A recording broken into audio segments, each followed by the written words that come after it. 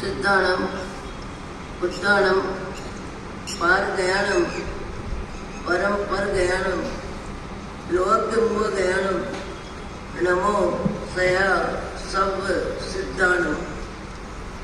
इक्कोवी नमुकारो जिनवर वस्त्र सबद्ध मानस संसार सागरो तारे नरम नारिमा। अहो अहो श्री सदगुरु करुणा सिंधु अपार आपा मर पर प्रभु करो अहो अहो उपकार अनंत। शुद्ध आत्माओं को नमस्कार। शुद्ध आत्मा स्वरूप प्राप्ति का लक्ष्य जिनका बन चुका प्रयत्नशील उन सभी साधकों को नमन नमन नमन। प्रभु परमात्मा देवाधिदेव भगवान महावीर स्वामी के शासन में राजस्थान की धरती कोटा शहर में सत्संग और स्वाध्याय के माहौल में आप हम सब सम्मिलित हैं अपने ही चेतन चिदानंद को जागृत करने के लिए। अपने ही चेतन चिदानंद को जागृत करने के लिए हम सब यहाँ सत्संग में सम्मिलित होते हैं। जागृत किसको करना है? चेतन को। क्या चेतन जागृत नहीं है? चेतन यदि जागृत नहीं है तो चेतन की उपस्थिति के बिना तो शरीर मुर्दा कहलाता है। चेतन की उपस्थिति के बिना न खाना होता है, न पीना होता है, न चलना होता है, न बैठना होता है, न उठना होता है, न घर गृहस्थी के कार्य होते हैं। संसार में जितने भी कार्य हैं, पाप के या पुण्य के, हानि के या लाभ के, सुख के या दुख के, जितने भी कार्यक्रम होते हैं वो चेतन की उपस्थिति में ही तो होते हैं। चेतन की यदि उपस्थिति नहीं हो तो व्यक्ति का शरीर क्या कहलाता है? व्यक्ति का शरीर क्या कहलाता है? तो चेतन की उपस्थिति तो है। चेतन की उपस्थिति के बिना कोई कार्य नहीं होता। उधर धूप आएगी, ऊर्जा इधर ले लो थोड़ी।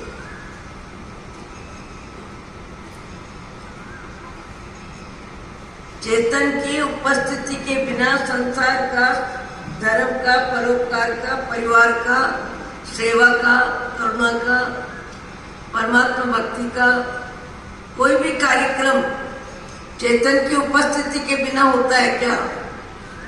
सोना, खाना, पीना, बैठना, उठना, जितने भी संसार के कार्यक्रम है सब चेतन की उपस्थिति में होते हैं। चेतन की उपस्थिति के बिना हमारा शरीर किसी काम का नहीं। जिसको हम सर्वोपरि महत्व दे रहे हैं, जिसको हम प्यार करते हैं, जिसको हम पसंद करते हैं, जिसको अपना पराया बोलते हैं, जिसके लिए कितने कार्यक्रम होते हैं। एक घर की महिला पूरे दिन परिवार की व्यवस्था में लगी रहती है। आज कई व्यक्ति आते हैं, मिलते हैं, महाराज बच्चे को यहाँ हम छोड़ने आए हैं, लेने आए हैं, इसका प्रवेश कराने आए हैं। सारे कार्यक्रम तो हो रहे हैं। और यदि आपने भजन सुना, जागो प्यारे चेतन राम, भोर हुई सब प्राणी जागे, अपने अपने धंधे लागे, तुम भी उठो चलो अब आगे। आनंदगन महाराज भी यही बात कहते हैं, क्या सोवे तन मठ में, जाग विलोकन घट में। अवधू क्या सोवे तन मठ में, जाग विलोकन घट में। ये बात समझ में आने जैसी है कि हमारे महापुरुष कहते हैं, ये आत्मन जागृत हो, जागृत हो, जागृत हो, जगो जगो जगो। तो जगे हुए तो है ही। रात्रि में 11 बजे, 10 बजे, 9 बजे, जिसने जब भी निद्रा ली है, 5 बजे, 4 बजे, 6 बजे सब तो उठे हैं। और उठने के साथ ही फिर शारीरिक जिंदगी की शुरुआत हो जाती है। जिसका जो भी कार्यक्रम है, कई महानुभाव सवेरे उठते हैं और उठ के सीधे सिगरेट पीते हैं, कोई चाय पीता है, और कोई क्रोध में किसी को गाली देता है, कोई लड़ता है, कोई झगड़ता है, कोई भगवान का नाम लेता है, कोई सामायिक करता है, कोई स्वाध्याय करता है, कोई परोपकार में चिड़ियों को दाना डालता है, कबूतरों को दाना डालता है। सबके कार्यक्रम होते हैं। निद्रा खुली नहीं और कार्यक्रम चालू हुआ नहीं, और निद्रा खुलती है, कार्यक्रम चालू होते हैं, तो चेतन की उपस्थिति में तो होते हैं। चेतन की उपस्थिति के बिना इस शरीर का नाम क्या होता है? क्या बोला जाता है इसको? क्या बोला जाता है? शव। क्या बोला जाता है? मुर्दा। क्या बोला जाता है? डॉक्टर क्या कहता है? कुछ नहीं है, अब कुछ नहीं है, इसमें कुछ नहीं है, सब कुछ जो का त्यों शरीर है। अभी एक बहन बता रही थी कि मैं और मेरे माँ साहब सासू जी तालमेल विचारों में अच्छा है, परिवार में संप है। परिवार में संप होना, संपत्ति होना, संस्कार होना बड़े भाग्य का परिचय होता है।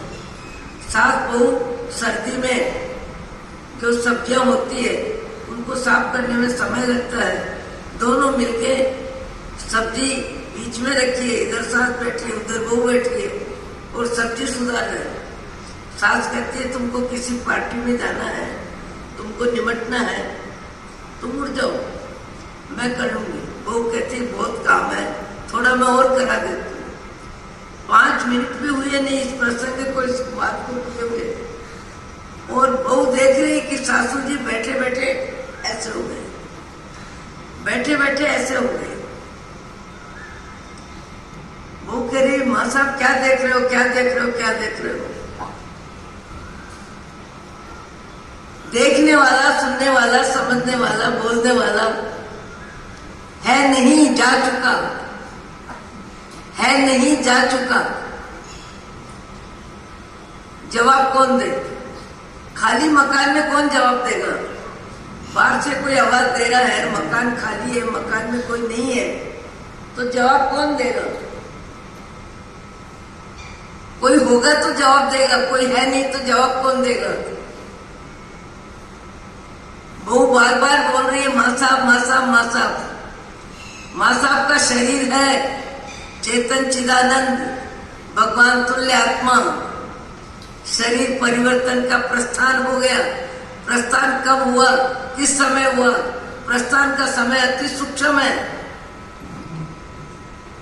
बीमारी का समय कितना भी लंबा हो सकता है, बीमारी में समय कितना भी लंबा हो सकता है, पर एक शरीर से दूसरे शरीर में जब जीव जाता है, 3 समय शास्त्रकार बोलते हैं, इतना कम समय, इतना कम समय, जो समय हमारी समझ में भी नहीं आ सकता।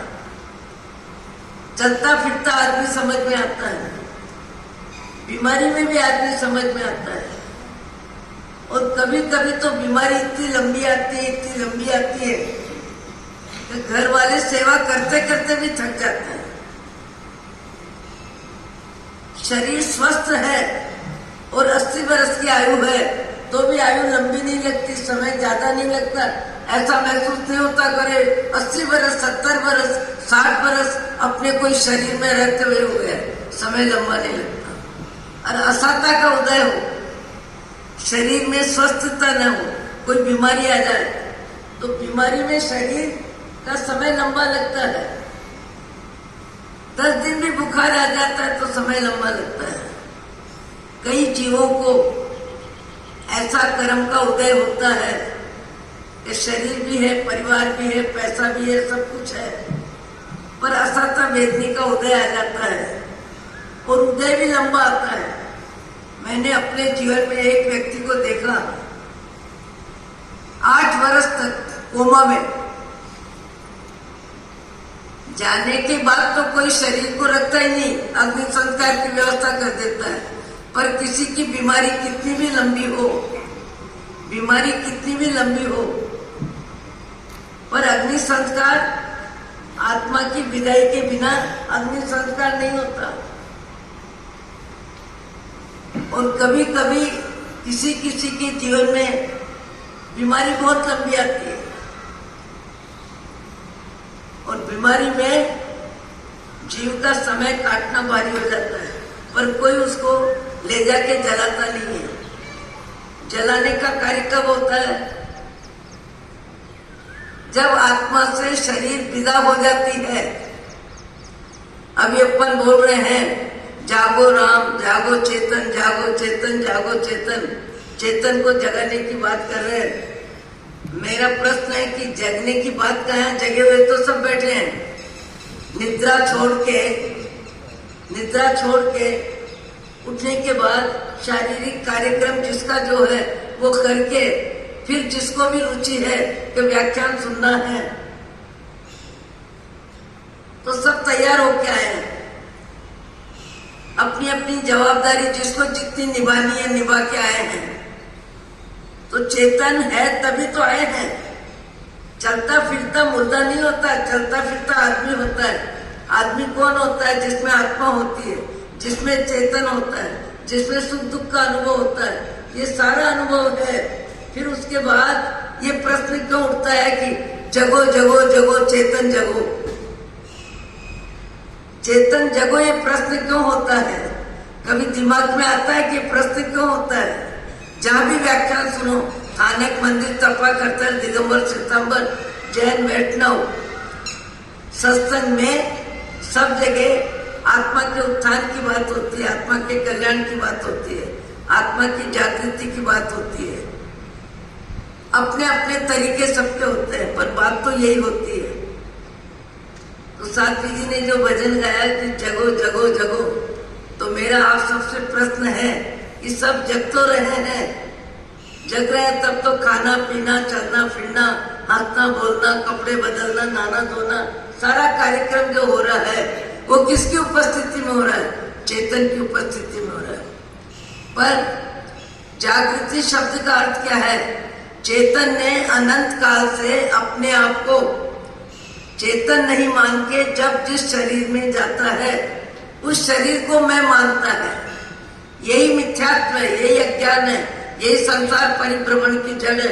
क्रोध मान माया लोभ का व्यवसाय, परिग्रह रुचि, परिवार का मोह, सारे कार्यक्रम चेतन की उपस्थिति में होते हैं। पर चेतन अपने आप को चेतन नहीं जानता। चेतन अपने आप को क्या मानता है? शरीर, मैं गोरा, मैं काला, मैं मोटा, मैं पतला, मैं सुंदर, मैं शिक्षित, मैं सेठ। अपने आप के साथ कितने संबोधन रखता है? मैं दादा, मैं मामा, मैं नाना। चेतन शारीरिक जिंदगी को अनंत काल से मैं मानता आ रहा है और शारीरिक जिंदगी में मोह, क्रोध, मान, माया, लोभ का व्यवसाय सबके चलता है। पशु के भी चलता है, मनुष्य को भी चलता है। क्रोध, मान, माया, लोभ, ये चार संज्ञा, आर संज्ञा, भय संज्ञा, मैथुन संज्ञा, परिग्रह संज्ञा, परिग्रह संज्ञा सब जीवों में होती है।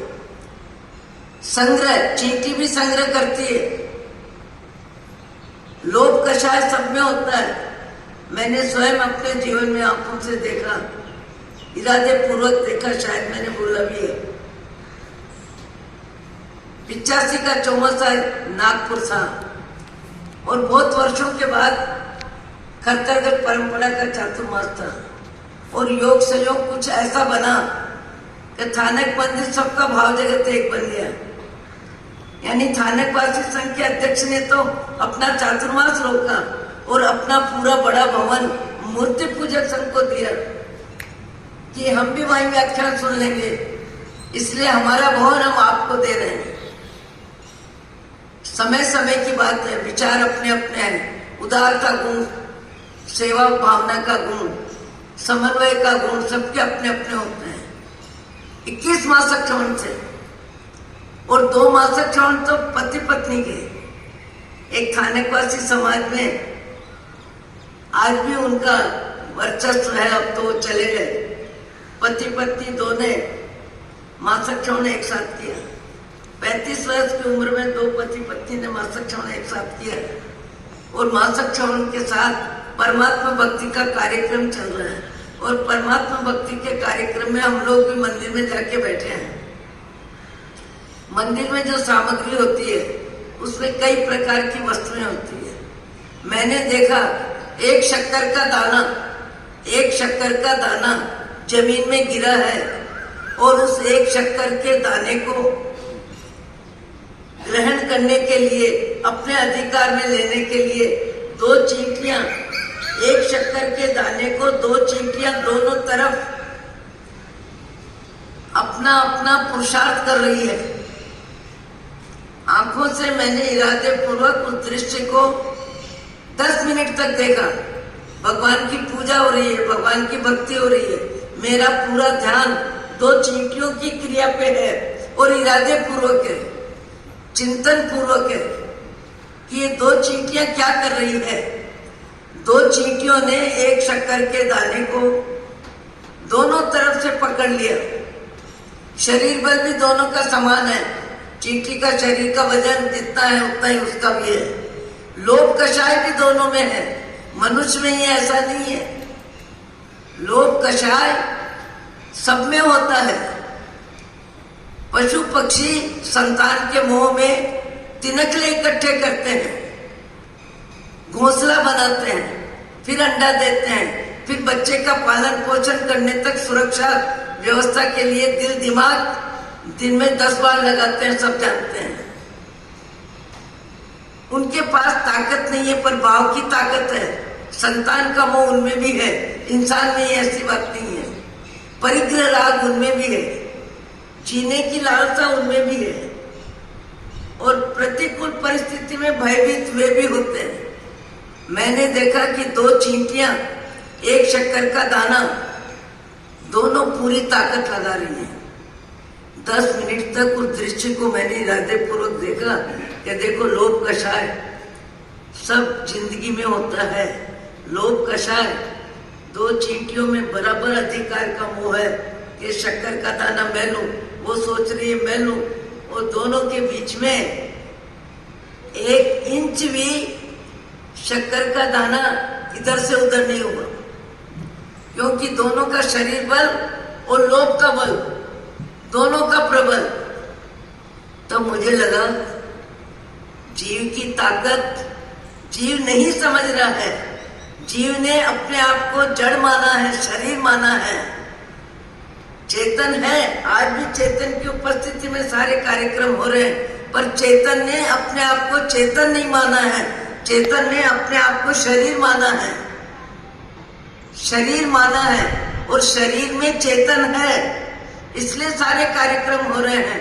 चेतन निकल जाए तो शरीर की क्या कीमत है, क्या योग्यता है, क्या उपयोगिता है, क्या करने धरने का कार्यक्रम है।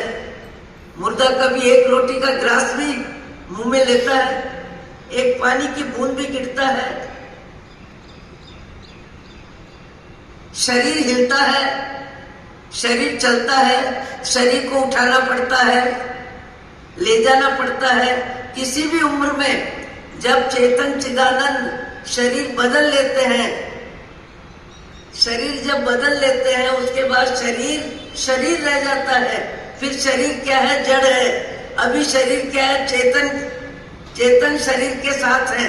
इसलिए शारीरिक सारी क्रियाओं में चेतन की उपस्थिति है, चेतन का महत्व है, चेतन की उपयोगिता है। चेतन राग द्वेष में है।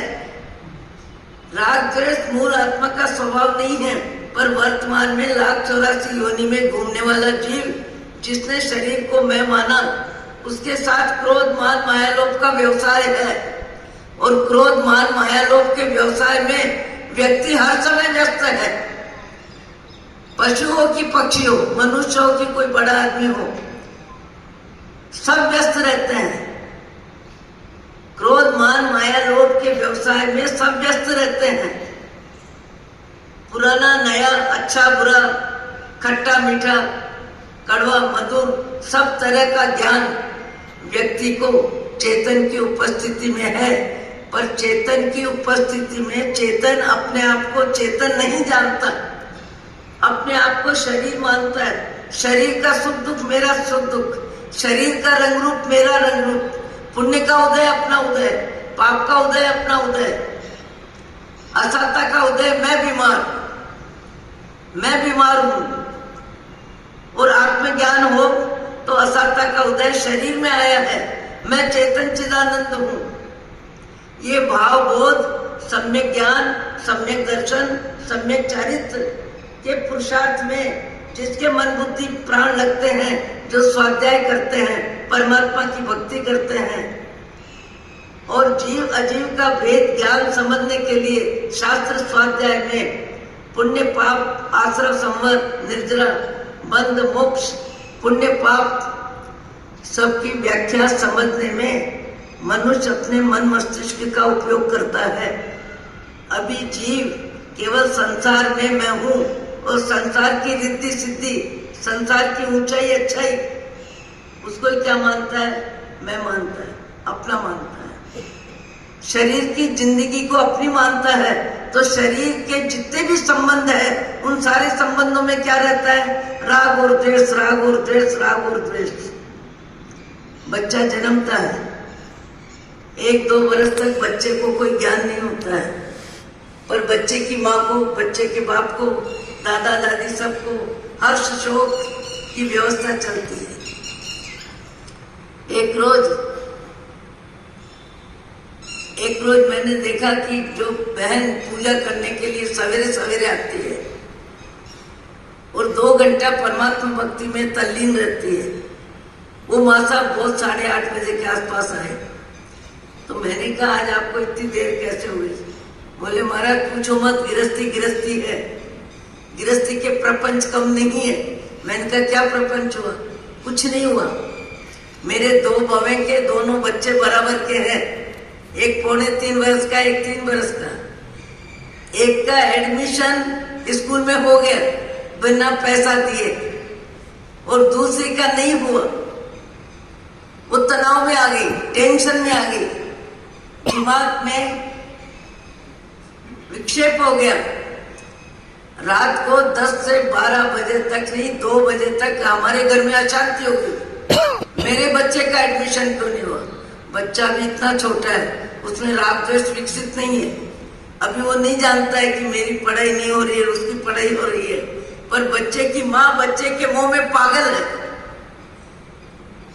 आजकल तो बच्चे के मुंह में बच्चे की माया बहुत पागल रहती है, आधा दिन बच्चे के पीछे भागती है, कभी खिलाने के लिए, कभी पढ़ाने के लिए, कभी बदलने के लिए। कभी कभी कई घरों में तो घर की जवाबदारी भी गौण हो जाती है, परिवार की भोजन व्यवस्था भी गौण हो जाती है। अपने कर्तव्य में व्यक्ति कामचोर हो जाता है, अपने कर्तव्य में व्यक्ति मन बदल लेता है। तो मैंने कहा हुआ क्या? तो बोले टेंशन इस बात का आ गया कि मेरे बच्चे का एडमिशन नहीं हुआ, मेरे बड़ी भाभी जी के बच्चे का एडमिशन हो गया। ये ईर्ष्या, ये कौन सा दुर्गुण है? ईर्ष्या। ईर्ष्या किसको कहते हैं? दूसरे का सुख, सुविधा, चित्त की प्रसन्नता देखने में मन हमारा कमजोर होता है, विपरीत विचार रखता है। किसी का सुख सहन नहीं होता है, किसी का सुख सहन नहीं होना, किसी की सुंदरता सहन नहीं होना, किसी का पुण्य सहन नहीं होना, किसी का अच्छा कार्य सहन नहीं होना। ये मनुष्य के मन की एक वृत्ति होती है, जिस वृत्ति को ईर्ष्या कहते हैं। ईर्ष्या यानी जो दूसरे के सुख को सहन नहीं कर सके। और ये कार्यक्रम ज्यादातर निकट के संबंधों में होता है, बहुत दूरी में राग द्वेष नहीं होता है। आज आपके शहर में कोई बहुत बड़ा आदमी है, उसके साथ आपको तकलीफ नहीं होगी। आपको तकलीफ किसके साथ होगी? जो आसपास है, जो आसपास है। और आसपास होने में तकलीफ आसपास वालों से होती है और आसपास वालों को ही होती है, क्योंकि क्रोध, मान, माया, लोभ का व्यवसाय संबंधों में चलता है। मैंने कहा हुआ कि हमारा 2 बजे बहू को अस्पताल लेके भागना पड़ा, इतने विक्षिप्त हो गई वो, इतना टेंशन आ गया। बच्चे को कुछ नहीं है, बच्चा बच्चा है भी, पर बच्चे की माँ को बच्चे के मुंह में कि मेरी जिठानी के बच्चे का एडमिशन हो गया, मेरे बच्चे का एडमिशन नहीं हुआ। इस ईर्ष्या भाव में बोले इतना वातावरण बदला कि 2 बजे हमारा साहब बहू को अस्पताल लेके जाना पड़ा। और ग्लूकोज चढ़ा, इंजेक्शन लगा, अभी 8 बजे घर वापस लेके आएंगे। ये नाटक किसका है? मोह का। ये नाटक किसका है? ईर्ष्या का। ये नाटक किसका है? चेतन है, पर चेतन में चेतन के स्वभाव की योग्यता नहीं है। चेतन ने शरीर को जड़ मान लिया, शरीर के सुख दुख को अपना सुख दुख मान लिया, शरीर की हानि लाभ, शरीर का सारे संबंधों में उसकी राग द्वेष की वृत्ति चलती रहती है। ये अज्ञान मनुष्य भाव में छूट सकता है यदि आत्मा को आत्मा का ज्ञान हो जाए तो। संसार में रहेगा, परिवार में रहेगा, पर उसके दुर्गुण निकलने लगेंगे और सद्गुण बढ़ने लगेंगे। ये सच्चाई समझने के लिए सत्संग है, और सत्संग में उदाहरण इसलिए दिए जाते हैं कि अपन अपने मन को भी समझ सकें और दूसरों के मन को माध्यम बना के हम अपने में अपना मन घुमावे, अपने में अपना मन घुमावे। एक बारात का माहौल है और बारात के माहौल में 100 व्यक्ति है और 100 व्यक्ति ही आराम से जीने वाले हैं। सबके घर में मकान है, फर्नीचर है, सबके घर कमाई है, परिवार है, सब कुछ है। उसके बाद भी एक व्यक्ति की अंगूठी, उंगली से अंगूठी निकल जाती है और कहीं गिर जाती है, उसी होल में गिर जाती है, होल में गिर जाती है, और एक व्यक्ति की नजर उस अंगूठी पे पड़ जाती है, और जिसकी नजर अंगूठी पे पड़ती है वो देखता है सोना भी 4-5 ग्राम होगा, बड़ी अंगूठी है, हीरा भी चमक रहा है, जरूर 10-15 हजार नहीं 2-4 लाख की अंगूठी हो सकती है। उसकी दृष्टि पड़ रही है, दृष्टि पड़ रही है, और दृष्टि सब तरफ घूम रही है। ये मनुष्य के मन का व्यवसाय है। दृष्टि पड़ रही है अंगूठी पर और दृष्टि घूम रही है सब तरफ। सब तरफ क्यों घूम रही है? मैं देख रहा हूं, दूसरा तो नहीं देख रहा है। चोरी का भाव जब आता है तो व्यक्ति कलाकारी से अपनी बुद्धि का अति उपयोग करता है, और अति उपयोग जब करता है उसका चित्त चंचल होता है, चित्त शांत नहीं होता है, चित्त में प्रसन्नता नहीं होती है, विशेष जागरूकता हो जाती है। गलती करने वाले का चित्त कभी शांत नहीं रह सकता। गलती को छिपाने के भाव रहते हैं। वो व्यक्ति बार बार देख रहा है कि मैं अंगूठी को देख रहा हूं पर दूसरा कोई तो नहीं देख रहा है। ये भाव क्यों आ रहा है? अंगूठी कीमती है, अंगूठी क्वालिटी की है, जिसकी गिरी है सब तरफ 4-5 मिनट का समय इसी व्यवसाय में जा रहा है, कोई और तो नहीं देख रहा है, और उसको सफलता मिल गई कि सही में कोई दूसरा नहीं देख रहा है।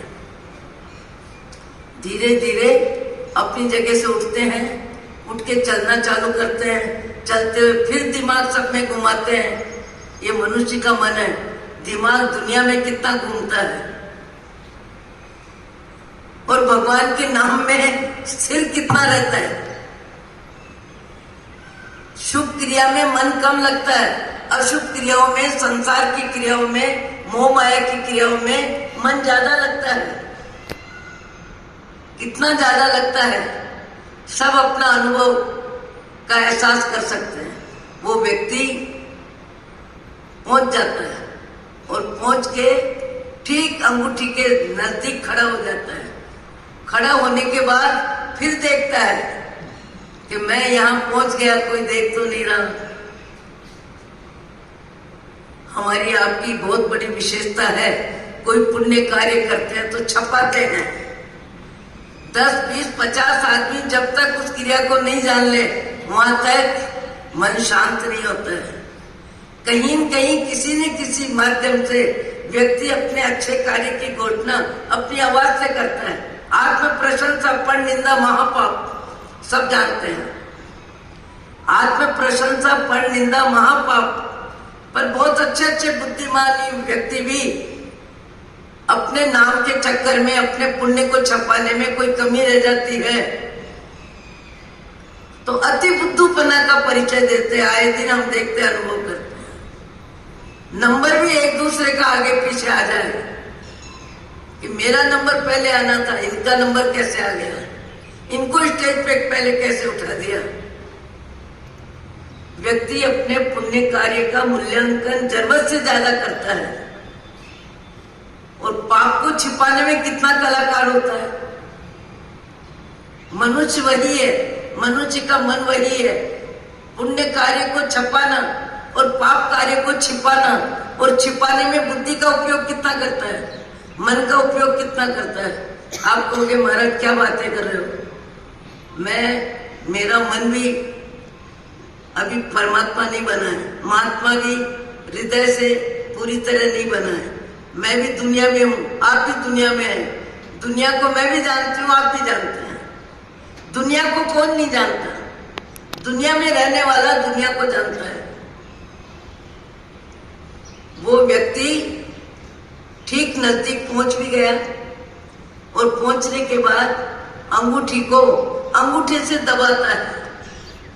मनुष्य की कला का कोई हिसाब नहीं है। बुद्धि का उपयोग कब कितना करता है, कैसे करता है। मेरे मन को मैं ही जानू या जाने तो मेरे राम। अंगूठी को अंगूठे से दबा के हाथ में ले लेता है और हाथ में लेने के बाद गेट से बाहर चला जाता है। बाहर जाने के बाद देखता है किसी ने नहीं देखा, पर प्रभु की कृपा से, गुरु के आशीर्वाद से, सत्संग का माहौल का शब्द कोई उसके दिमाग में आ जाता है और उसको विचार आता है, चेतन राम, आत्मा राम, तुमने अंगूठी उठाई, क्यों उठाई, किस लिए उठाई। तुम्हारे परिवार में पैसा है, परिवार है, व्यापार है, हंसी खुशी की जिंदगी है। तुम अपनी जिंदगी में खा के पूरी नहीं कर सको, इतनी संपत्ति है, बेटे पोतों के लिए छोड़ के जाओगे, इतना पैसा है। उसके बाद तुम्हारे भाव जगत में 18 पापस्थान में दूसरा पापस्थान झूठ बोलना, चोरी करना, हिंसा, ये पाप की रुचि तुम्हारी क्यों है। इस रुचि का कारण क्या, ये लोभ कषाय तुमको क्यों मजबूर कर रहा है, क्यों तुम झूठ बोल रहे हो, क्यों चोरी कर रहे हो, क्यों दूसरे से पाप को छिपाने में अपनी बुद्धि का उपयोग कर रहे हो। भगवान की कृपा से सद्बुद्धि आ गई और सद्बुद्धि आते के साथ विचार आया कि आवश्यक पाप है कि अनावश्यक पाप है, जरूरत का पाप है कि बिना जरूरत का पाप है। आवश्यकता जीवन में बहुत कम है, इच्छा का विस्तार ही ज्यादा है। ज्यादा में ज्यादा व्यक्ति इच्छा पूर्ति के लिए पाप करता है, आवश्यकता की पूर्ति तो बहुत कम होती है, आवश्यकता अधिक नहीं होती। वो व्यक्ति वो भाव जगत में सद्बुद्धि आ गई, परमात्मा की कृपा से भीतर आता है और भीतर आके सबके सामने बोलता है कि आप मुझे अच्छा इंसान मानते हो, मैं भी अपने आप को अच्छा इंसान समझता हूँ, पर मेरे इंसान में कई प्रकार के पाप है। अभी आपने सबने नहीं देखा, पर मैंने जो क्रिया करी आपके सामने बता रहा हूँ कि अनावश्यक पाप था मेरा, आवश्यकता नहीं थी, जरूरत नहीं थी, पर मैंने ऐसा पाप किया कि ये अंगूठी जिसकी भी गिरी, उसकी अंगूठी मैंने बड़ी चालाकी, चतुराई, बुद्धिमत्ता से समय का उपयोग करके गेट के बाहर जाके इस अंगूठी को मैंने लिया। और अब गुरु कृपा से, सत्संग और स्वाध्याय से, परमात्मा की मेहरबानी से मुझे सद्बुद्धि आ गई कि मुझे भाव आया कि क्यों रे पापी, पाप तुझे कब तक करते रहना है, क्यों रे पापी, पाप तुझे कब तक करते रहना है। इस पाप की मुझे जरूरत क्या थी, यह अनावश्यक पाप है, बिना जरूरत का पाप है, इसका भुगतान तो मुझे करना पड़ेगा। अंगूठी तो पता नहीं बेटे पोते कौन पहनेंगे। मैं आज आप सबकी साक्षी से अपनी गलती को स्वीकार करता हूँ और मृत्यु पर्यंत मेरे पास खाने पीने के साधन है, बेटे पोते कमा रहे हैं। मैं आजीवन, अब जब तक इस शरीर में रहूंगा वहां तक झूठ और चोरी पाप छोड़ता हूँ। झूठ और चोरी का पाप छोड़ता हूं। ये चेतन को चेतन की समझ आई, चेतन को चेतन की समझ आई, चेतन को पाप का भुगतान करना पड़ेगा, ये बात समझ आई। चेतन को ये समझ आई कि मार खाएगा कोई, मार खाएगा कोई। गुरुदेव विचक्षण श्री जी महाराज अधिकतर ये वाक्य बोला करते थे, मार खाएगा कोई, मार खाएगा कोई। ज्ञानी वो है जो पाप करते समय सावचेत हो जाता है, अज्ञानी वो है पाप करने के बाद फिर पश्चाताप करता है। पाप करने से पहले जो जागृत हो जाता है वो सम्यक ज्ञान है उसका। जीवन में परिस्थितियां बदलती है। आपको मेरे को बात यहां से चली कि आप हम सब चेतन हैं, फिर चेतन जगो, चेतन जगो, चेतन जगो, ये बात क्यों हो रही है? चेतन की उपस्थिति के बिना कोई कपड़े पहन नहीं सकता, कोई कपड़े बदल नहीं सकता, कोई आने जाने की क्रिया कर नहीं सकता, खाने पीने की क्रिया कर नहीं सकता। सबको पता है मुर्दा किसे कहते हैं, जब आत्मा शरीर में नहीं रहती है। अभी आपके हमारे सबके शरीर में आत्मा है और आत्मा की उपस्थिति में ही सारे कार्यक्रम चल रहे हैं। इसलिए प्रश्न ये उठा कि उठो जागो चेतन राम। तो चेतन को कौन संबोधित कर रहा है कि जगो जगो जगो, मोह की निद्रा से जगो, मिथ्या मान्यता त्याग करो। मैं शरीर नहीं, मैं आत्मा हूं, मैं आत्मा हूं। शरीर अलग, आत्मा अलग। शरीर दिखता है, आत्मा देखती है, आत्मा के बिना शरीर देखता नहीं है। आज ये जो भी आपका पंडाल है, पंडाल को चलते फिरते बैठे हुए इंसान देख रहे हैं, सब में आत्मा है, पर पंडाल अपने आप को नहीं देख रहा है। पंडाल में अपने आप को देखने की क्षमता नहीं है, वो जड़ है, उसमें अनुभव नहीं है, ज्ञान गुण नहीं है, उसको पता नहीं है। आप जिस दरी पे बैठे हो, बिस्तर पे बैठे हो, जिस पे भी बैठे हो, आपको पता है मैं कहाँ बैठा हूँ। जिस पर बैठे हो उसे पता नहीं है, वो जड़ है, वो जड़ है। जड़ क्यों है? उसमें ज्ञान नहीं है, उसमें ज्ञान नहीं है। जिसमें ज्ञान नहीं है, जिसमें सुख दुख का अनुभव नहीं है, उसको कहते हैं जड़। जीते जी व्यक्ति को थोड़ी भी तकलीफ होती है तो एहसास होता है, और आत्मा निकलने के बाद शरीर को अग्नि में रख करके जिस तरह खत्म किया जाता है शरीर को, उसे क्या फर्क पड़ता है? आपको मेरे को इस जीवन में सबसे जरूरी में जरूरी यदि कोई ज्ञान है तो मैं आत्मा हूं, शरीर में मैं हूं, शरीर में मैं हूं, मैं आत्मा हूं। शरीर दृश्य है, आत्मा अदृश्य है। आत्मा का रंग नहीं, आत्मा का रूप नहीं, आत्मा में गंध नहीं, आत्मा में स्पर्श नहीं, आत्मा अरूपी है, कभी आत्मा रूपी होगी नहीं, आत्मा को कोई देख सकेगा नहीं, आत्मा अनुभव का विषय है। ये चलता फिरता शरीर शरीर है, शरीर में मैं हूं। जैसे इस पंडाल में आप हम सब बैठे हैं, भवन में भवन, भवन में भगवान, ये बड़ा भवन है, इसमें आप हम सब बैठे हैं, पर जितने व्यक्ति बैठे हैं उतने ही भवन है, और भवन में फिर आत्मा भगवान है। भवन में भवन, भवन में भवन, भवन में भगवान। इस आत्मा को जानने के लिए सत्संग है। जब आत्मा आत्मा को जान लेती है तो संसार परिभ्रमण उसका छूट जाता है, संसार परिभ्रमण कम हो जाता है। जब तक आत्मा आत्मा को नहीं जानेगी और शरीर को ही मैं मानेगी तो शरीर कीड़ी का भी है, कुंथवे का भी है, गाय का भी है, बैल का भी है, बकरी का भी है।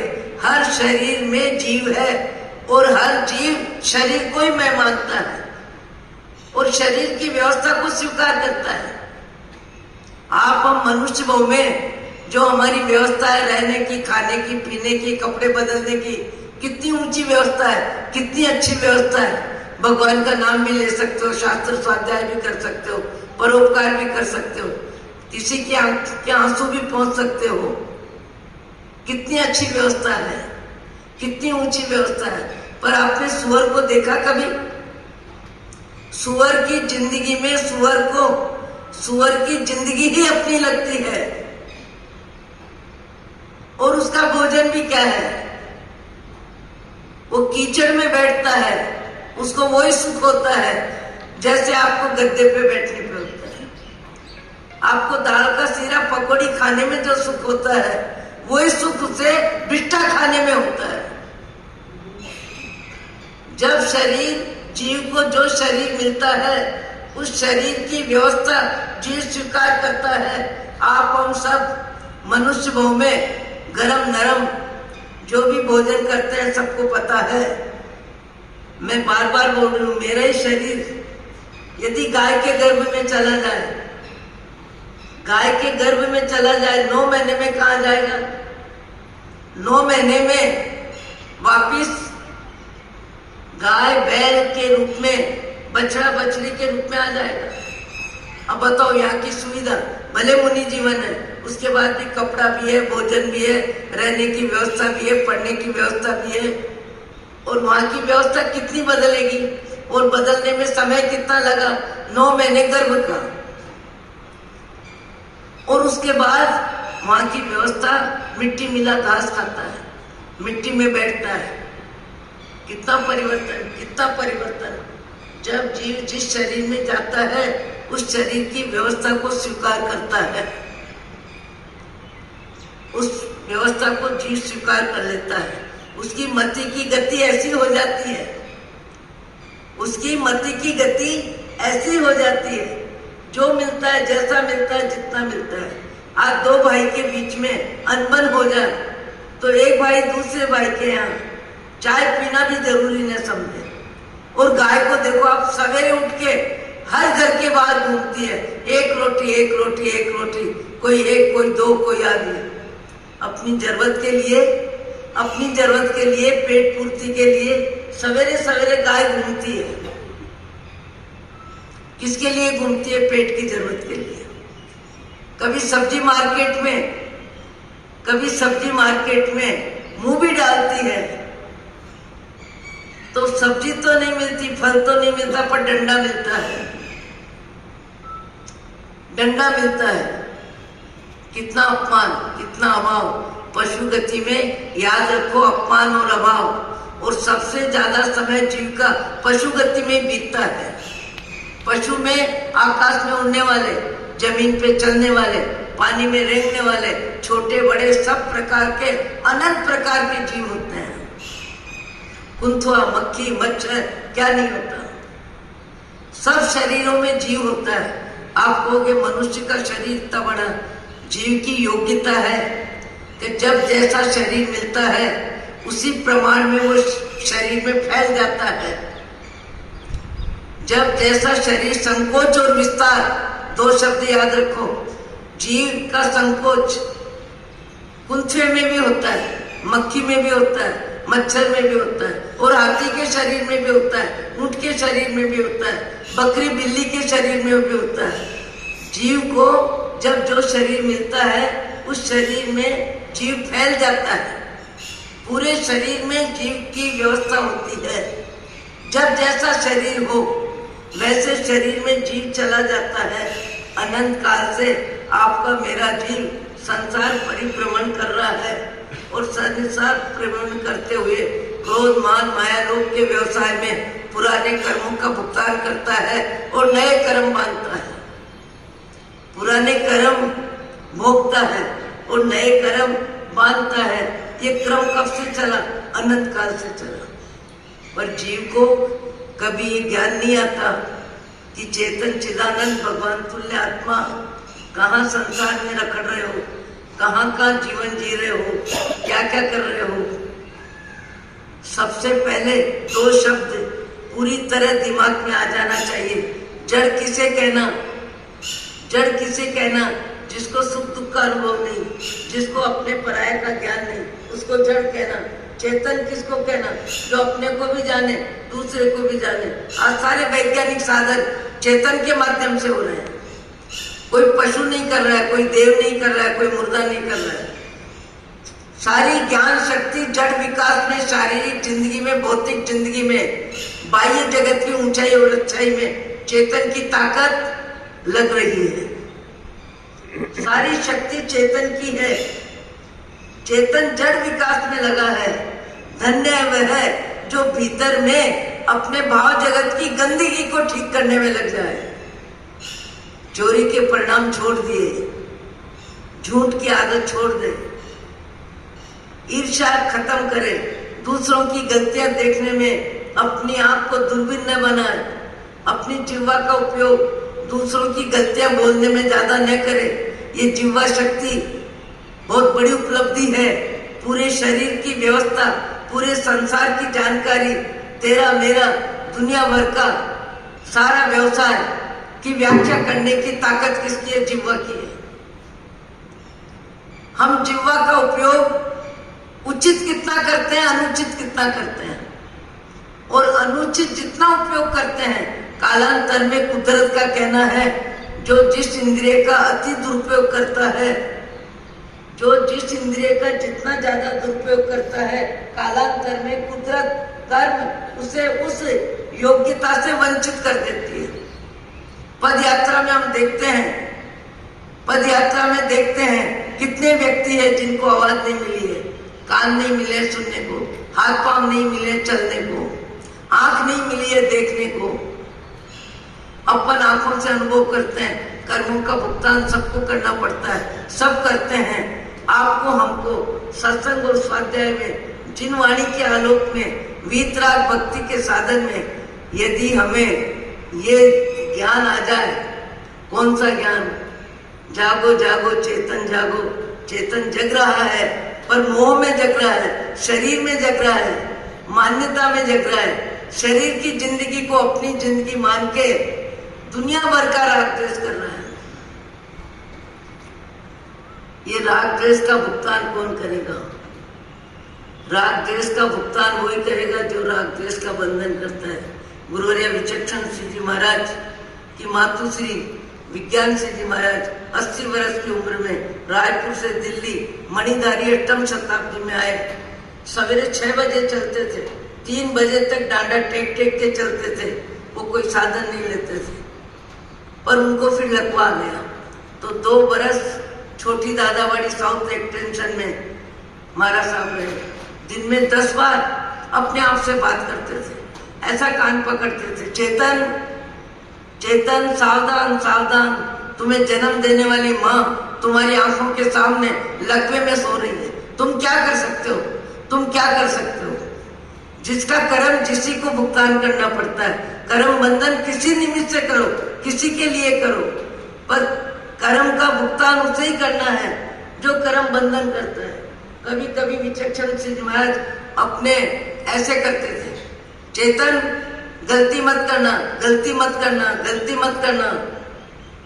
गलती का भुगतान खुद को ही करना पड़ता है।